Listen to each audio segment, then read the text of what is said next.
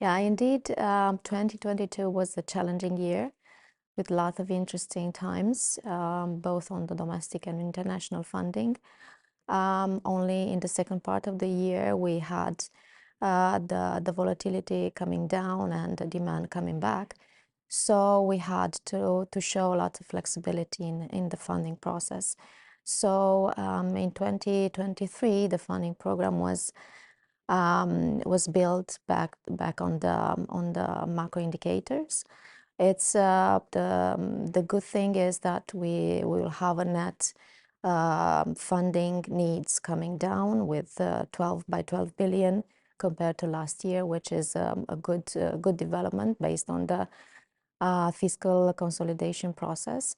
And in the first nine days this year, we already covered an important part of the funding needs for the year. It's like 15% out of the needs, which we think it's a good sign for the markets, for investors, that Romania, although it's one of the issuers with the largest funding program, especially on the international markets, this could be achieved in good conditions and timely this year.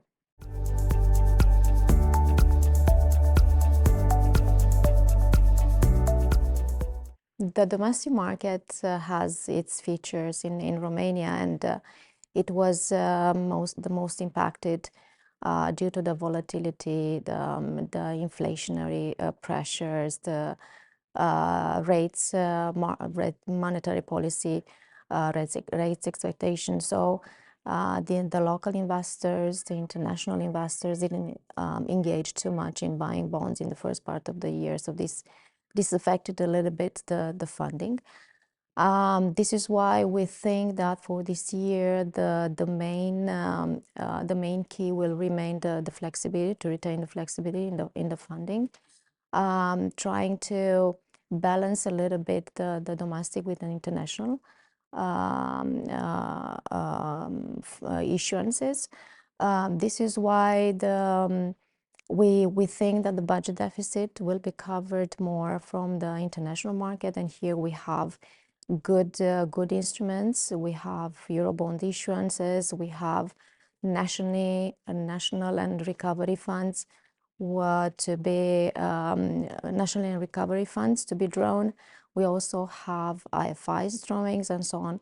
So it's a good mix of international funding complementing the domestic one. 2022 showed that good developments we had from retail investors. We managed to raise around 20% of the total domestic needs via this instrument, and we hope that this year it will have also a good will help to cover a good part of funding from domestic market via this instrument. So all in all, we will retain the flexibility. We'll try to have a better communication with the market, with the investor community.